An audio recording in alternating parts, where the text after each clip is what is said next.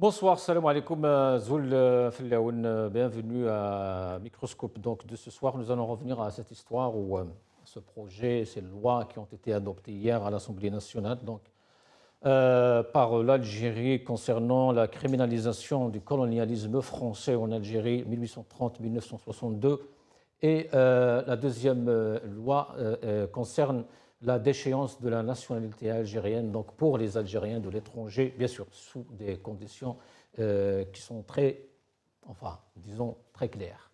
Nous allons revenir donc avec nos invités ce soir à ces deux lois maintenant, ce n'est plus des projets, hein, c'est des lois qui ont été adoptées donc hier. Qu'est-ce que cela veut dire, une loi qui criminalise le colonialisme français en Algérie? Concrètement, qu'est-ce que cela voudrait dire? Et qu'est-ce que cela va changer, surtout concernant les relations entre Alger et Paris? Parce que je rappelle quand même que Paris a réagi par rapport à cette loi de criminalisation de la colonisation française. Le Quai d'Orsay déplore une initiative manifestement hostile de la part de l'Algérie. Concernant la deuxième loi qui a été adoptée donc hier concernant la déchéance de la nationalité algérienne aux Algériens de l'étranger, pareil, nous allons revenir donc à cette question ce soir avec nos invités qui sont avec moi ici sur le plateau. À ma droite, Melaïd Jamer, militant politique. Melaïd Jamer, bonsoir, marhaba bik. Bonsoir Hussein, bonsoir aux téléspectateurs et téléspectatrices et merci pour l'invitation. Merci. Azouaou sur ma gauche, Azouaou toujours à gauche. Azouaou Chamar, militant politique. Bonsoir Azouaou, Azoul marhaba. Bonsoir Hussein, bonsoir aux téléspectateurs qui nous regardent actuellement. Bonsoir à Vlaïd, merci pour l'invitation. On peut dire de gauche, mais comme ça, de gauche et de droite et du centre. Ça dépend les alliés. Partout. Nous allons commencer par cette petite vidéo, number one, s'il vous plaît. Adopté à l'unanimité par les membres de la Chambre basse, le texte de loi qualifie la colonisation de crime d'État. Structuré en 5 chapitres comprenant 27 articles, il dresse un inventaire précis des exactions. Massacre de civils, torture, exécution sommaire, confiscation des terres, pillage des richesses et atteinte aux droits fondamentaux des Algériens.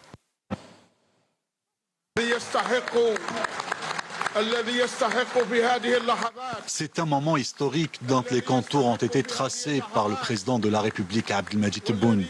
Un moment d'équité et de reconnaissance envers ceux qui le méritent en ces instants décisifs.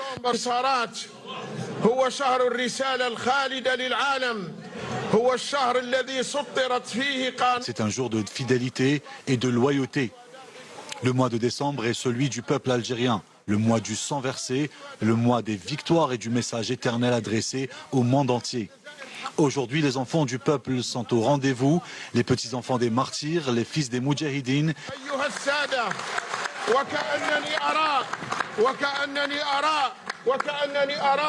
Les véritables enfants de l'Algérie réunis dans cet hémicycle en hommage à notre glorieuse histoire et dans le renouvellement du serment à la patrie.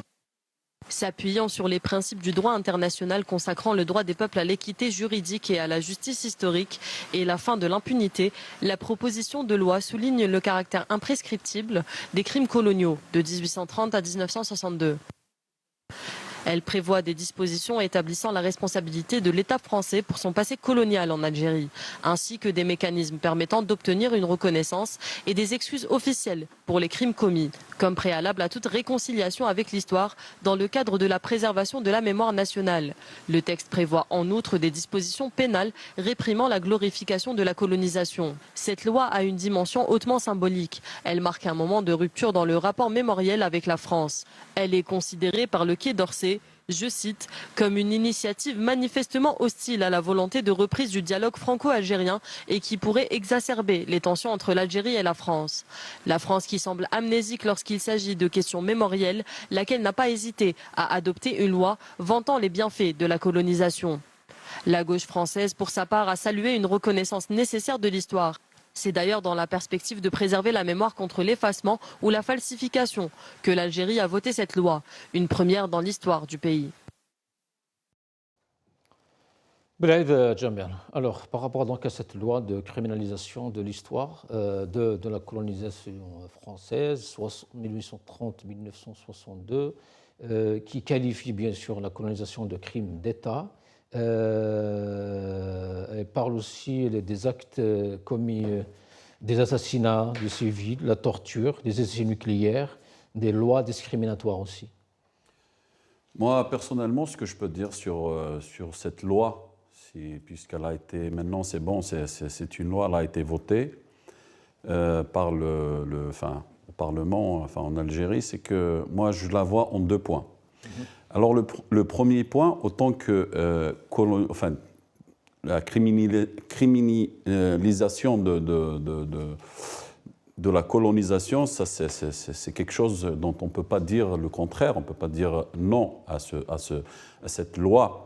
Si elle était venue quand même à temps.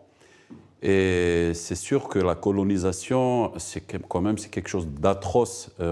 On connaît ça depuis tous les temps, jusqu'à présent, quand on voit par exemple le problème qui dure toujours en Palestine, quand on voit certains pays jusqu'aujourd'hui, bon, qui restent, bon, il y a des endroits où il reste la colonisation. Si on reste en Algérie, on connaît très bien l'histoire de l'Algérie avec la France et même certaines personnalités de droite, surtout en France, qui rejettent ce terme-là. Mais quand on parle, par exemple, de l'Allemagne, c'est un autre sujet qui prennent et dont ils parlent. J'ouvre juste une petite parenthèse. Juste dernièrement, j'ai vu Édouard Philippe, qui était Premier ministre de Macron et peut-être futur président de la République, puisqu'apparemment il va se présenter, à qui on a posé la question, est-ce que, il ne parlait pas de l'Algérie, mais est-ce que la colonisation est un crime? Pour peut-être un futur président de la République qui dit non. Sèchement, oui. Sèchement, oui. Il a dit non, ça veut tout dire. Et voilà, par rapport à la position de la France, par rapport à ses colonies, et notamment pour la droite française, notamment l'Algérie. Mais est-ce qu'il y a des Algériens qui seraient contre cela? Oui, mais j'y arrive juste tout de suite. Et si je parle, par exemple, du point, cette criminalisation de la colonisation, les Algériens, ils sont pour. Ils sont pour. Mais ils ne sont pas pour aujourd'hui, juste aujourd'hui plutôt. Et ils sont pour, ils ont toujours été pour depuis 1962 au jour d'aujourd'hui. Pourquoi, le deuxième point dont je veux parler, pourquoi aujourd'hui? C'est que, pourquoi aujourd'hui? C'est que, je rappelle juste un point, aujourd'hui, on sait très très bien que Tebboune, il est rejeté, il est illégitime en Algérie, il n'a pas une base populaire, il n'est pas, il n'est pas un président légitime, qu'on le veuille ou pas. Il a été mis en place, comme tous les présidents, depuis 1962 au jour d'aujourd'hui. C'est le même système qui fonctionne. Il veut avoir cette légitimité populaire. Comment avoir cette légitimité populaire? C'est de répondre au bien vouloir ou à ce que demande le peuple. Il sait très très bien que le peuple algérien ne peut et ne pourra jamais être contre cette loi. Même si la loi n'a pas été présentée par le FLN et le RND, c'est par un parlementaire du Hamas. Ben oui, bon, peu importe celui c'est sûr, elle n'a pas été présentée par le FLN et le RND, mais peu importe. Soutenue après, bien sûr, par tout le monde. Oui, peu importe. D'ailleurs, on a vu, apparemment, elle a été votée à l'unanimité. Quand on voit une telle loi, est-ce qu'elle peut apporter réellement quelque chose pour l'Algérie aujourd'hui? À ma connaissance, non. Parce que les indemnisations dont il parle, j'ai lu j'ai pas vraiment cherché, pour ne pas dire de bêtises. Cette indemnisation, elle n'aura jamais lieu. Ça, de un. Même par rapport, s'il dépose un dossier à l'ONU, tout ce qu'on veut, elle n'aura jamais lieu. Ça, c'est de un. De deux, est-ce que réellement l'Algérie, un pays aussi riche comme l'Algérie, a besoin de cette indemnité? Oui, bien sûr. On a besoin même d'un euro. Alors, non, juste, je termine sur ça. Et eux, aujourd'hui, le seul et unique problème qu'ils ont, c'est le peuple algérien, c'est d'essayer de gagner le peuple. Je repars juste un petit peu en arrière, chose que Bouteflika a fait, hein, sachant que même Bouteflika, c'est comme Tebboune, hein, aucune légitimité, c'est que en septembre, je pense, 1999, quand il est arrivé au pouvoir, personne n'a voté pour lui. Et qu'est-ce qu'il a fait? Il a cherché, il a cherché, il a cherché, il a cherché. Il a trouvé un point où le peuple algérien était pour, c'était la concorde civile. Il a fait passer cette loi. Les Algériens, ils ont voté. Ben, il a eu ce qu'il voulait. C'était, soi-disant, une pseudo-légitimité populaire. Voilà. Azouaou. Alors, cette loi a été présentée déjà en 2001, 2005, 2009, 2021, 2023. Il y a eu plusieurs tentatives. Hein, pour... Hussein, pardon, excuse-moi, je veux rajouter juste un petit point, parce que quand tu viens de citer les années, ça fait très très mal au cœur. En 2025, alors que ça fait des années qu'on demande qu'on mette cette loi en place et qu'on demande reconnaissance à la France et des parts en France, pendant que beaucoup de moudjahidines étaient vivants. Au moins, on aurait pu faire ça au moins pour eux. Aujourd'hui, moi, quand on demande ça... Et beaucoup de moudjahidines vivent en France aussi. Voilà, exactement. Exactement. Pas que des moudjahidines d'ailleurs, hein, de hauts responsables. Soi-disant moudjahidines. Azouaou, sinon, cette loi, on exige des excuses et réparations de la France via des mécanismes juridiques internationaux, mais avant ça, tout Algérien, qui glorifie le colonialisme, il est touché par la loi aussi. Exactement. Donc, est-ce que ce n'est pas une loi faite justement pour rien que pour les Algériens? Je pense que, exactement. Puisque ça ne va pas toucher les Français, il faut déjà, comme il a dit, il faut qu'il y ait des négociations, etc. Qu'il y ait des négociations en plus, ce n'est pas réalisable, pour qu'on soit honnête. Hein. D'abord que pour que je ne me présente pas comme un défenseur de colonialisme, parce que grâce ou à cause de ce pouvoir, malheureusement, qui fait n'importe quoi, qui est dans le populisme, là, aujourd'hui, on critique. Je ne critique pas la loi en elle-même, dans le sens, c'est-à-dire de criminaliser la colonisation. Les contours de la loi. La colonisation, c'est un acte criminel, qu'on le veuille ou pas. Ça a été fait d'ailleurs, c'est-à-dire ce genre de procédure ou d'initiative, il a été fait avec plusieurs pays, notamment l'Allemagne et Israël, l'Allemagne et la Namibie. Il y a tellement de pays qui ont été d'une manière sérieuse et tout. Donc l'initiative en elle-même, c'est pas quelque chose. Je vais pas la condamner juste par rapport pour la condamner parce que c'est du pouvoir algérien, mais justement je la condamne, c'est parce que elle vient du pouvoir algérien qui était légitime. Mais elle vient du peuple aussi. Alors, parce qu'en 2001 était venu c'était qui le député? C'était le député du FFS, Azré Farhad. Je ne me rappelle pas honnêtement de ça, mais je sais que ça a été proposé plusieurs fois, et puis il y a eu Alors le premier, c'était Azré Farhad du FFS en 2001. En 2001, d'accord. Mais je me rappelle qu'il y a eu plusieurs tentatives de faire passer cette loi, mais il y a eu une résistance, notamment au sein du pouvoir, c'est-à-dire le pouvoir, les vrais tenants du pouvoir à l'époque, donc c'est pour ça qu'ils n'avaient pas pu la passer. Mais moi, ce que je condamne, c'est l'instrumentalisation de la colonisation. Oui. C'est-à-dire qu'ils sont éligibles.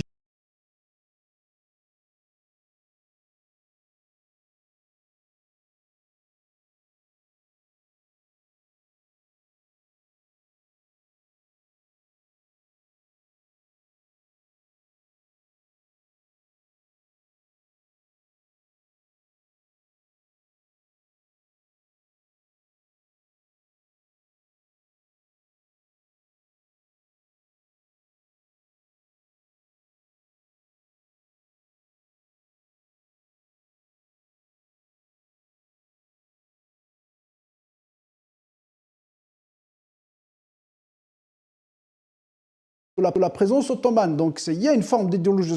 C'est-à-dire que si on veut criminaliser une occupation du colonialisme, qu'on criminalise tout le monde. C'est-à-dire que moi, de mon postulat, je criminalise la colonisation française, je criminalise l'occupation ottomane sans aucun complexe, alors que ces islamistes-là, ils n'ont pas le courage politique c'est-à-dire de qualifier la présence ottomane, l'occupation ottomane de vraiment une occupation.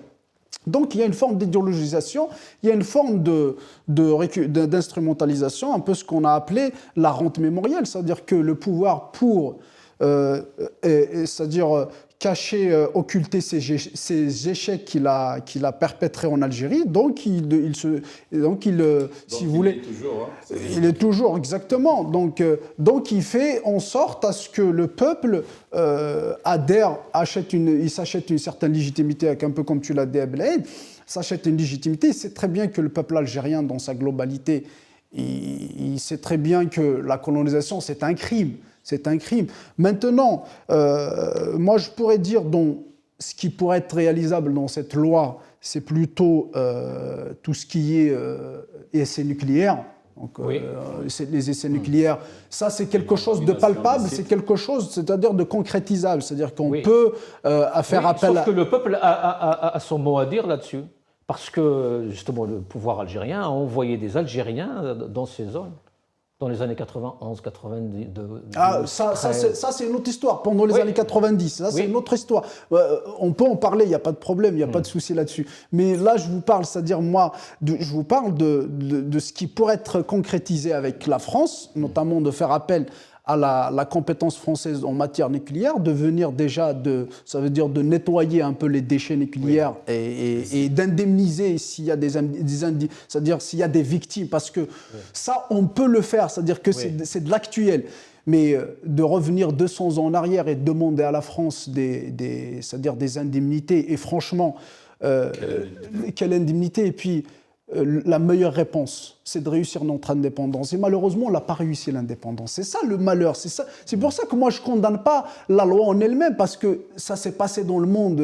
On peut demander des excuses à son ancien colonisateur, des indemnités. C'est pas ça le problème. Mais c'est-à-dire, moi, je condamne ceux c'est-à-dire qui profitent, qui instrumentalisent pour un peu occulter. Et puis, il y a les archives aussi à Zouawa. Il y a tellement de choses, c'est-à-dire qu'il y a des archives, il y a les excuses, il y a la repentance. L'histoire des Harkis aussi. L'histoire des Harkis, l'histoire des pieds noirs, pour les l'histoire des Harkis, on les Juifs. qualifie dans cette nouvelle loi de haute trahison. Mais on était tous d'accord là-dessus, non? Oui. Est-ce qu'il a fallu une loi pour ça? C'est pour ça que parfois c'est tellement ridicule et c'est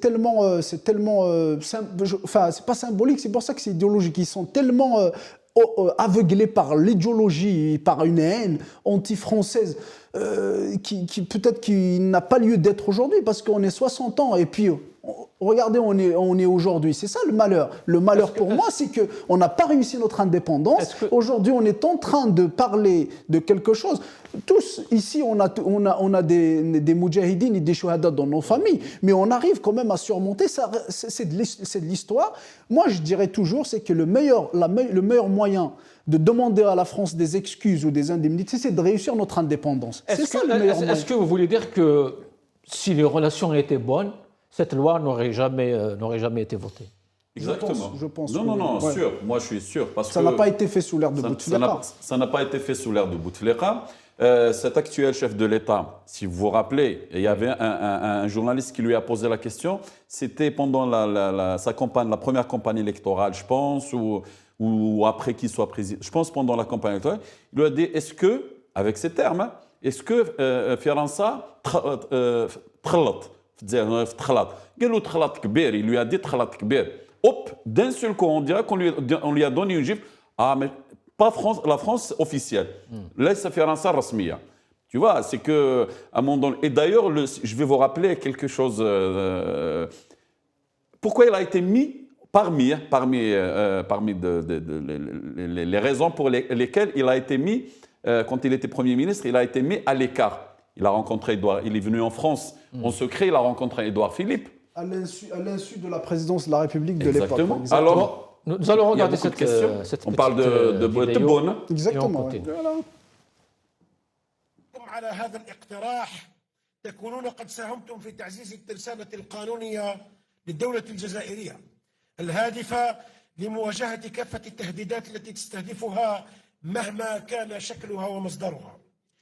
وعلى غرار المبادرة باقتراح القانون الذي يجرم الاستعمار الفرنسي يكتسي اقتراح هذا القانون الذي حظي اليوم بمصادقتكم أهمية كبيرة فإذا كان الأول يهدف إلى حماية الذاكرة الوطنية والحفاظ على تضحيات شعبنا وكفاحه في سبيل استرجاع استقلاله، فإن الثاني يهدف إلى التصدي إلى بعض التصرفات التي تستهدف استقرار بلادنا والحفاظ على قداسة رابطة الجنسية القائمة بين المواطنين ودولتهم، والتي تقوم في جوهرها على توفر الولاء للدولة والانتماء الروحي والنفسي لها.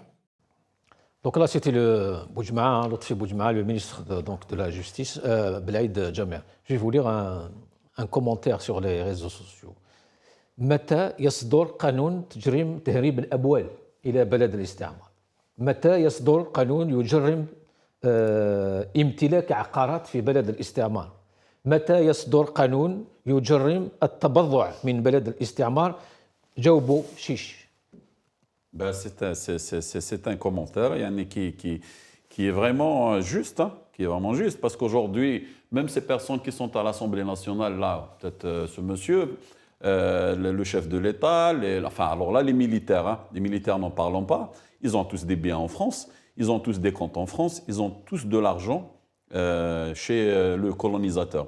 Et c'est leur, d'ailleurs, bizarrement, d'ailleurs, c'est leur endroit le préféré. Autre chose, on va revenir un petit peu en arrière.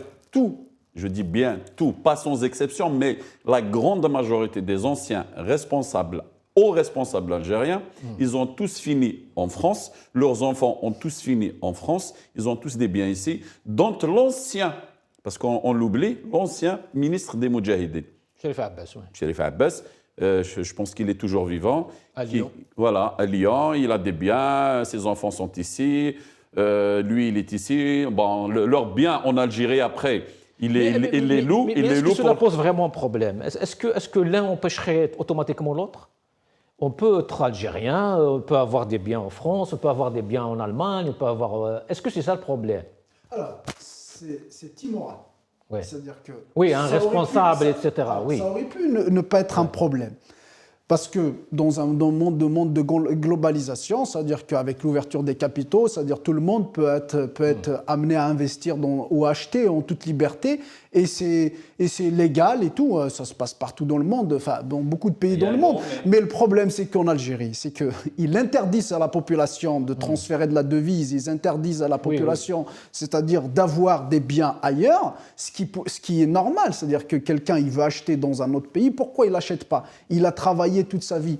Mais le problème, c'est que ce pouvoir algérien, il ne cesse de nous marteler avec la moralisation, c'est-à-dire de la vie publique ou de la vie même privée, et lui, il est le premier, c'est-à-dire à en commettre les crimes. Donc c'est ça le problème, c'est-à-dire qu'ils sont mal placés pour donner des leçons aujourd'hui. Avec quel argent? Exactement. C'est ça la question, avec quel Comment argent? ils ont pu... Maintenant, tu viens de dire un mot, je suis d'accord avec toi. Quelqu'un qui a travaillé toute sa vie, il a le droit, il a mis de l'argent de côté, ou il a gagné beaucoup d'argent, il a trouvé une affaire, quel que soit, avec son argent. Il paye ses impôts et tout, avec son argent. Ouais, il prend son argent, il veut investir en France, il veut investir en Turquie, il veut investir aux États-Unis, pas de problème. Mais là, c'est qu'on trouve les milliardaires chez nous, enfin, qui investissent à l'étranger, c'est des hommes d'État, vraiment des hauts responsables, qui prennent l'argent du peuple et qui viennent à l'étranger. C'est des hommes de l'État et non pas d'État. Voilà, les hommes de l'État. Du pouvoir, voilà. Parce qu'ils sont loin d'être des hommes d'État. Voilà, ils viennent à l'étranger, ils achètent des biens, et en plus, en étant toujours en fonction, ils ont des biens à l'étranger. Le pire, c'est que le matin, c'est-à-dire le matin, ils nous bombardent avec les discours anti-français, et le soir, ils sont à Paris. Voilà. C'est ça le pire. C'est pour ça que, en fait, la loi, si on revient sur la loi, Hussein, c'est que c'est pas la loi en elle-même. Je disais tout à l'heure, c'est pas la loi. C'est que d'où vient cette loi? C'est l'instrumentalisation de la loi, et en plus, c'est-à-dire que c'est désorienter un peu le peuple des vraies problématiques. Quand on voit le budget de 2026, c'est là le drame. Vous savez, dans le budget de 2026, si je finis là-dessus, dans le budget de 2026, il y a un poste qui représente à peu près 20% des... Il y a combien? C'est 134 milliards de dollars, je crois 135 milliards de dollars de dépenses, de budget. Et il y a 20%... il y a 20%, ce qui représente entre 15 à 18 14, 15, 16, oui. un truc comme ça, milliards. C'est un poste non attribué. Ça veut dire qu'il est laissé. Oui, cette caisse existe chaque année. Oui. Chaque année. Donc ça veut dire quoi? Ça existait en cas d'urgence, etc. Ça existait sous l'ère de Bouteflika. Généralement, c'est l'ordre 1, 2, 3 milliards de dollars. Aujourd'hui, c'est-à-dire on est 15 à 18 milliards de dollars qui sont entre les mains de Tebboune. Il va faire tout ce qu'il veut sans aucun contrôle. Même pas du Parlement. Aujourd'hui, quand on voit ce qui fait aujourd'hui le populisme avec lequel il nous bombarde aujourd'hui. Alors cette loi, justement, on va finir sur ça parce qu'il y a la deuxième loi qui nous attend. Pourquoi donc toute cette loi, tout ce bruit, etc., toute cette communication, tout ce charabia un peu partout dans les médias algériens, si cette loi, justement, n'était pas censée changer quelque chose dans nos relations avec la France? Parce que c'est la France qui est visée, il faut dire la chose. Moi, je dirais sur cette question, ma réponse, c'est que là, on est en train de parler librement, en tant qu'opposant, certes, au régime, mais au moins, il y a une loi qui a été mise en place et votée par ce régime, parce que le Parlement, c'est leur Parlement, hein, on sait très bien comment... Voilà, exactement, c'est très bien, c'est comme la justice, on les appelle, vous levez tous la main, ils lèvent tous la main, vous baissez la main, ils baissent la main, et ça s'arrête là. Alors, je veux dire que, vous voyez, c'est que nous... C'est vrai que jamais on a vu une loi qui a été enregistrée. Hein. Bien sûr. Un projet... Et là, par exemple, on est en train de débattre et on est pour cette loi, mais pas comme ils l'ont mise en place ou à ce moment-là. On est en train de débattre. Moi, j'aurais aimé, par exemple, au lieu d'entendre ces gens-là, enfin, ces députés, ces pseudo-députés en train de faire du populisme contre le colon français, l'ancien colon, le Mousta'mer et l'ennemi de l'Algérie d'aujourd'hui, alors que Total, elle fait ce qu'elle veut en Algérie, personne ne la dérange. Et leurs biens, ils ne sont pas dérangés en Algérie. C'est que d'ouvrir le débat, de ramener des gens, des historiens ou bien de l'opposition, par exemple, des gens de l'opposition, vraie opposition. Il y a des historiens, il y a des invités, il y a des plateaux sur Al-24, sur Ashur, sur Nahar. Non, mais il y a des débats chaque soir. Laisse-moi terminer, c'est de ça que je parle. C'est de ramener des gens, on les connaît, ils les connaissent, ils les ramènent sur des plateaux, des gens de l'opposition, des gens qui vont parler comme on est en train de parler, comme on est en train d'échanger. Comme ça, on saura que réellement ce pouvoir a changé. Cette loi elle a été mise avec un sentiment vraiment juste et pour le peuple et pour l'Algérie et pas pour leur propre maintien au pouvoir et personne. Il faut savoir, Hussein, c'est pour répondre à la question, c'est que... Oui, puisqu'elle n'est pas contraignante. Pourquoi elle est là? C'est quoi si ce n'est du populisme, j'allais dire. Du populisme, c'est de l'idéologie, pure et dure. C'est de l'idéologie. Pourquoi je disais ça? Parce qu'en fait, on a essayé plusieurs fois de l'adopter, mais on n'a pas pu, notamment c'est-à-dire du courant conservateur. Oui. Et aujourd'hui, c'est-à-dire qu'il faut savoir, c'est qu'il y a une tentative, d'affaiblir un peu l'influence française en Algérie. Elle n'est pas encore affaiblie, c'est-à-dire l'influence française, elle est toujours de mise. Il y a toujours où ils ont l'influence. La preuve, les négociations sont en cours. Il y a toujours une influence française en Algérie, mais il y a un courant qui essaye de l'affaiblir. Ils ont essayé sous l'ère de Bouteflika, parce qu'il faut savoir, le pouvoir, il s'associe toujours, le militaro-politique, il s'associe toujours aux islamistes pour avoir une certaine légitimité. D'ailleurs, en 2019, qui était à la rescousse du régime, c'était ce qu'on appelle communément le Badissia Novembre, à tort d'ailleurs. On appelait le Badissia Novembre. Donc, il doit lui rendre l'ascenseur. Et les islamistes, le courant conservateur, quand il a offert ses services, il doit en apercevoir quelque chose en contrepartie. Et c'est ça, en fait, c'est que il profite un peu de ces situations, et notamment la faiblesse, on va dire la faiblesse de Tebboune, la fragilité de Tebboune, parce qu'il n'a pas encore assis son pouvoir, de passer un peu leur agenda. Et justement, la criminalisation de la colonisation française fait partie de leur agenda. Ils ont toujours essayé, voulu la criminaliser. Et du coup, aujourd'hui, on voit le résultat, mais on a l'impression que vous êtes en train de parler d'un troisième mandat, qu'on vous entend pas de dire ça. Alors, troisième mandat, moi j'étais, dès le début, honnêtement, Houssine, dès le début, j'étais toujours persuadé que Tebboune était un fourbe, était un malin qui voulait juste gagner, parce qu'il a parlé de la limitation des mandats en 2020, parce qu'il n'avait pas assez de pouvoir. Donc, il était malin, il voulait berner le peuple algérien. Il avait dit que pas de deuxième mandat. Mais là, actuellement, quand le pouvoir, il essaye d'avoir le pouvoir un peu sur tout, même s'il ne l'a pas totalement, je pense que si rien ne l'empêche, aucune force ne l'empêche, et bien sûr, il va briguer un troisième, voire un quatrième mandat. On lui demande, on lui dit... Alors, rapidement, en 30 secondes. En 30 secondes, on doit passer au deuxième sujet. Alors, en 30 secondes, la réaction de la France. Comment vous avez trouvé cette réaction? Alors, la France qui dit « Nous continuons de travailler à la reprise d'un dialogue exigeant avec l'Algérie, qui puisse répondre aux intérêts prioritaires de la France et des Français, en particulier s'agissant des questions sécuritaires et migratoires. » Mais sur la criminalisation de la colonisation française est une initiative manifestement hostile, à la fois à la volonté de reprise du dialogue franco-algérien et un travail serein sur les enjeux mémoriels. Moi, je dirais que la réaction de la France par rapport à sa politique, moi, je la trouve légitime. Pourquoi? Parce que la France, elle cherche les intérêts de son pays et de son peuple, contrairement à l'autre partie qui cherche les intérêts d'une partie d'une certaine... D'une caste. Voilà, d'une caste, exactement, d'une caste. Oui, mais pourquoi alors, si ce que vous étiez en train de dire depuis tout à l'heure est vrai, pourquoi la France aurait peur de cette loi? Pourquoi réagir ainsi? Pourquoi parler d'hostilité? Moi, je ne dirais pas qu'elle aurait peur de la loi en elle-même, parce que peut-être elle aurait peur de ses intérêts vraiment qu'ils ont en Algérie, ou surtout du Sahel, par rapport à cette caste qui est imprévisible, qui à chaque fois qu'il y a peut-être un pas vers l'Algérie pour essayer d'adoucir ou de remettre les relations bien, eh ben, il casse tout.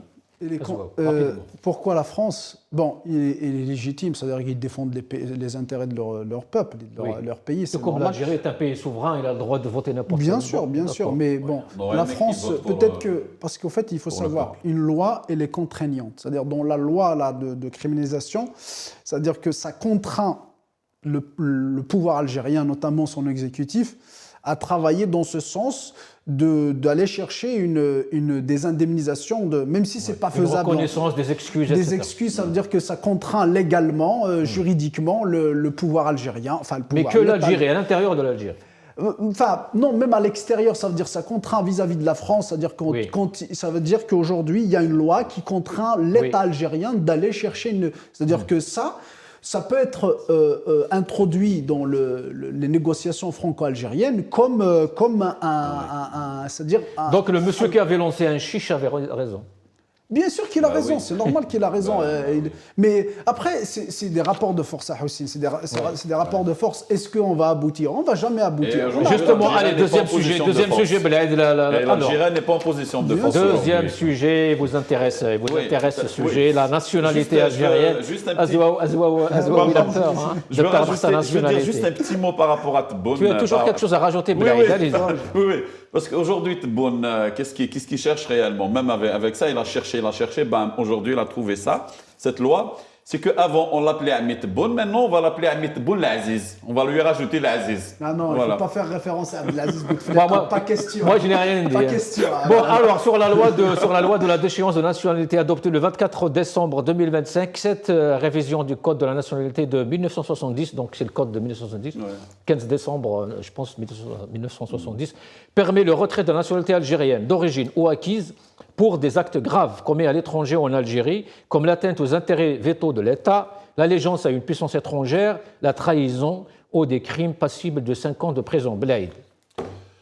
Alors, cette loi de déchéance, moi je trouve que vraiment, ils l'ont mise en place, c'est abject ce qu'ils sont en train de faire, comme en 2025 et aujourd'hui, surtout aujourd'hui, parce que comme je l'ai dit la dernière fois dans une de vos émissions, aujourd'hui, depuis le 87 bis,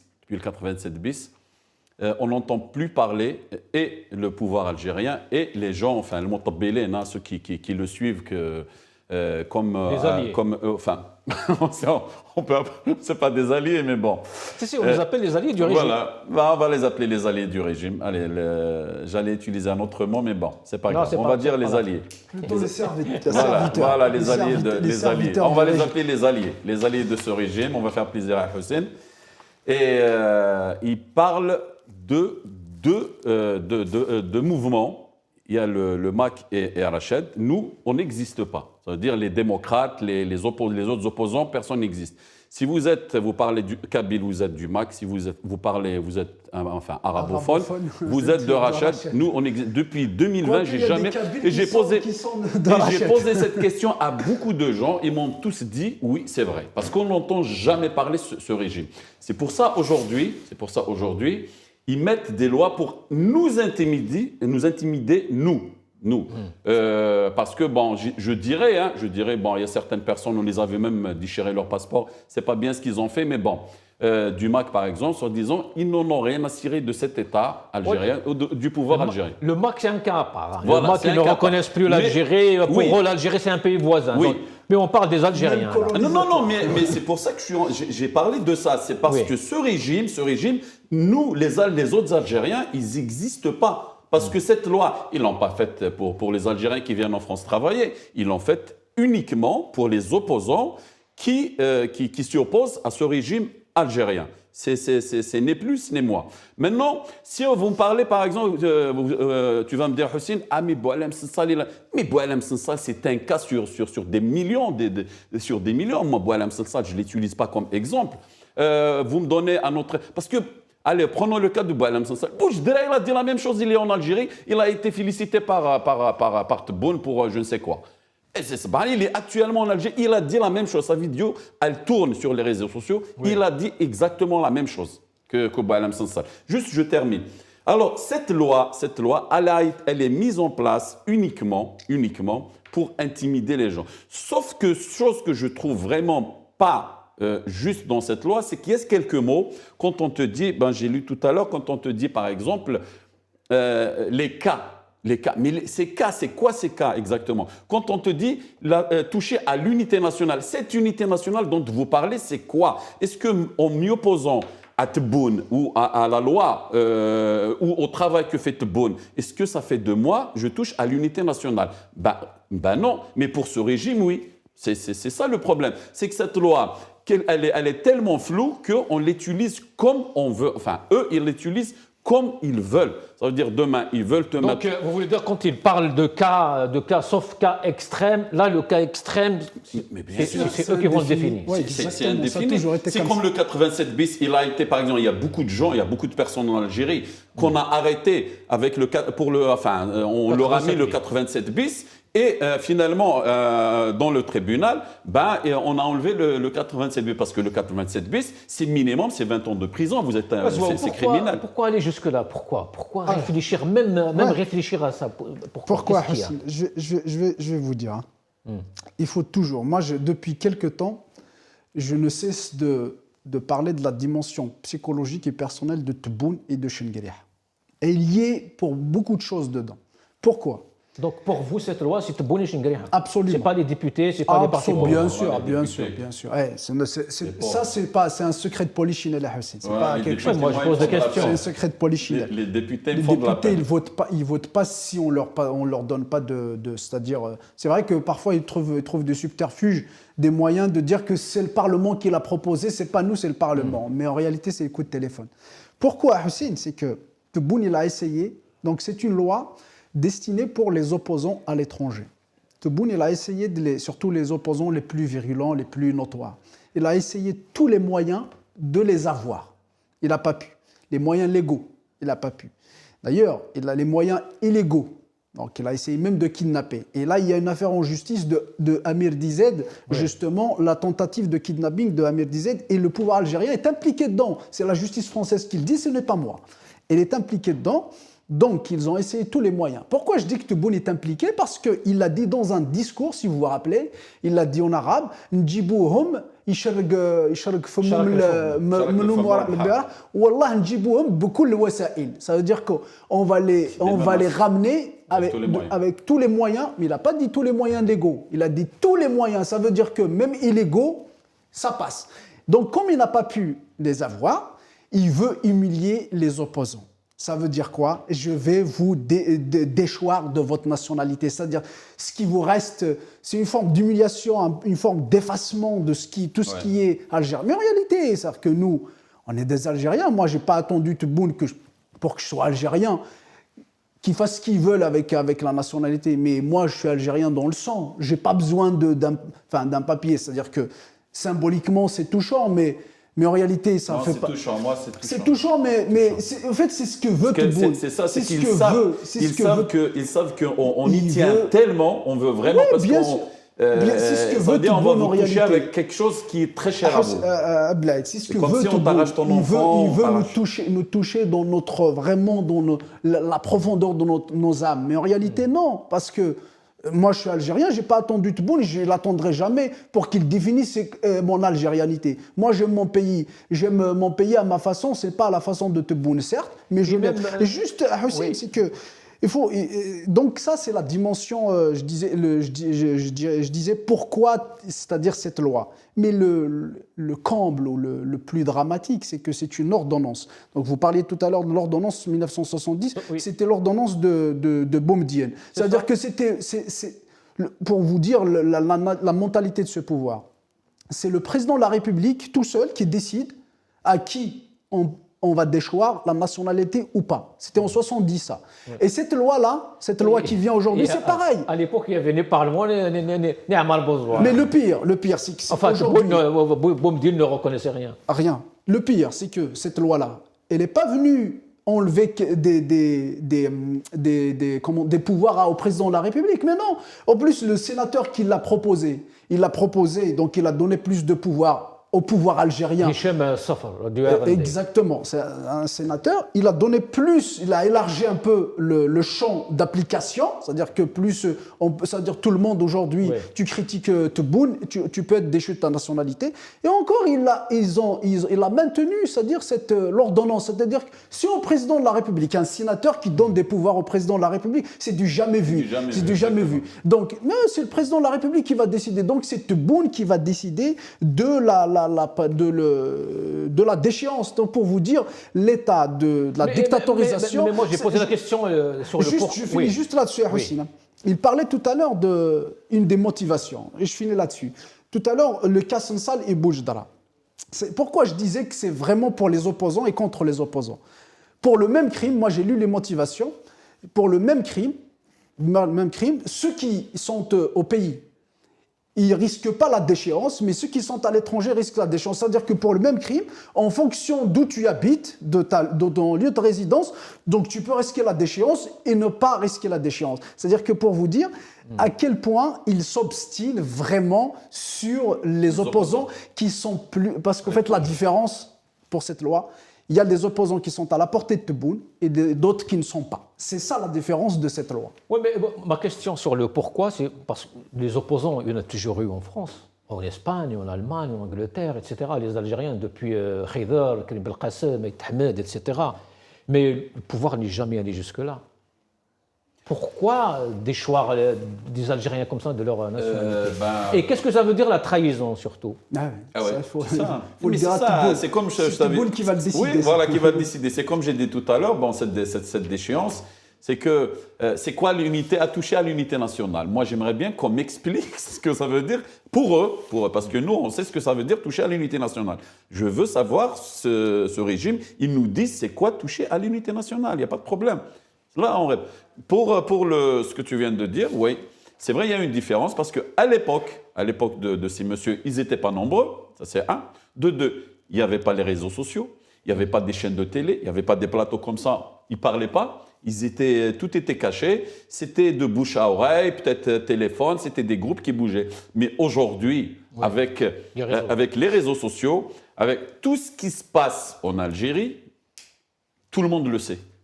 Et tout ce qu'on fait, nous, ici, c'est tout le monde qui le voit, le monde entier le voit. C'est le cas du Hirak, c'est toutes les chaînes, surtout là en Europe, notamment ici en France, qui faisaient même le parallèle ou la comparaison entre le Hirak et les Gilets jaunes. C'est pour ça qu'aujourd'hui, ils ne peuvent pas faire face. C'est pour ça qu'aujourd'hui, moi, je suis convaincu, ce n'est pas facile, ça va être difficile, mais ça va être bientôt leur fin.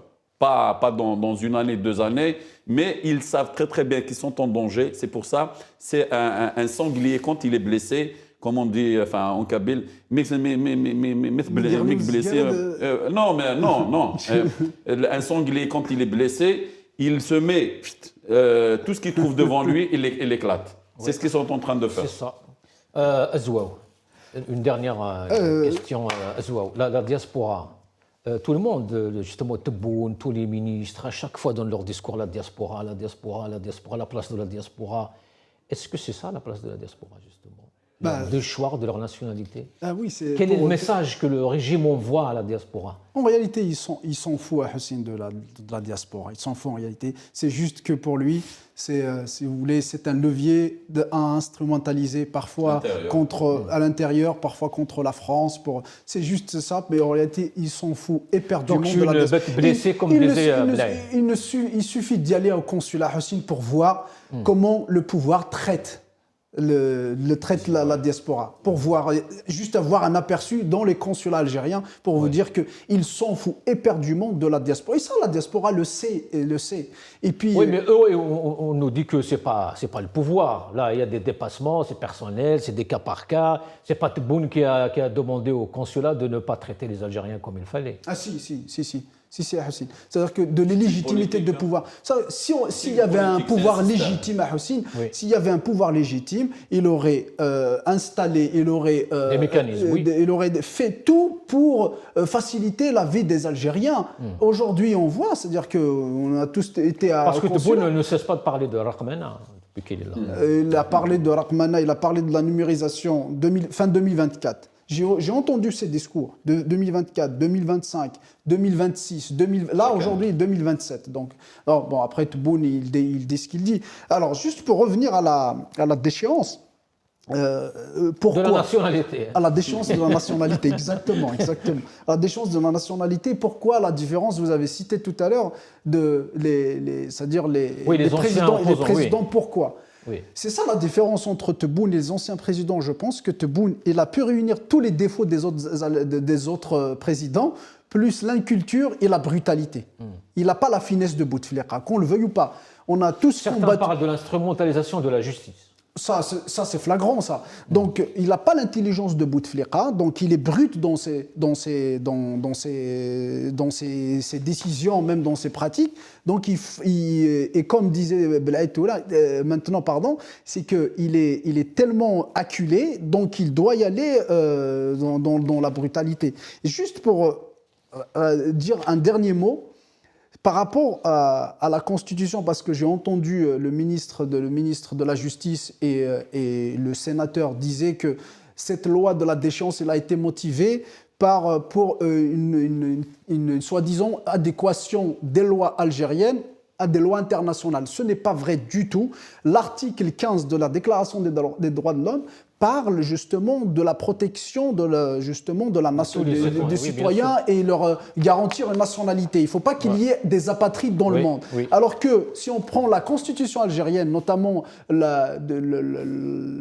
de 2020, l'article 36, il ne parle pas de la garantie de nationalité. Jamais. Il parle juste il dit que la loi définit la nationalité. Et en tout cas, l'Algérie a ratifié toutes les conventions internationales sur ce sujet. Justement, il parlait de l'adéquation, alors que ce n'est pas vrai. La vraie motivation, c'est de faire taire les opposants et d'humilier les opposants qui ne sont pas à la portée de Tebboune. Merci Azouaou Chemrouk, merci Blaise Jamer, merci à vous toutes et à tous. À demain, Inch'Allah.